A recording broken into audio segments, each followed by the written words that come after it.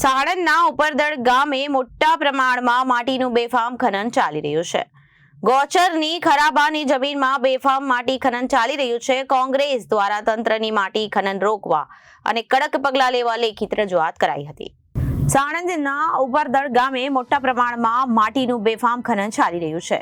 ગોચરની ખરાબાની જમીનમાં બેફામ માટી ખનન ચાલી રહ્યું હોવાથી કોંગ્રેસ દ્વારા તંત્રને માટી ખનન રોકવા માટે કડક પગલાં લેવા માટે લેખિત રજૂઆત કરવામાં આવી હતી। ખાણ ખનીજ વિભાગ અને તંત્રની મીઠી નજરનો કોંગ્રેસ દ્વારા આક્ષેપ કરવામાં આવ્યો હતો। મારું નામ શૈલેષ ઠક્કર છે, હું કોંગ્રેસ પ્રવક્તા છું।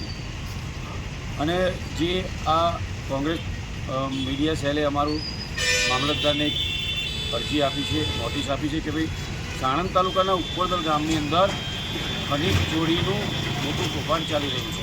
એટલે કે 2-3 વર્ષથી એક 100 વીઘાનો નંબર છે, એની અંદર 70 થી 80 વીઘા અંદરથી માટી લઈ ગયા છે।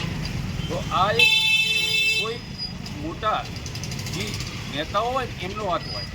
હું તો એવું માનું કે તલાટી પણ અંદર હાજર જ હશે, પણ કહેવાનો મતલબ જે મોટા નેતાઓ હોય ને એ હાજર હોય અને એ એમના હાથ નીચે જ આ કામ થઈ રહ્યું હોય। Reporter Mahendra Makwana, Janadesh news, Sanand.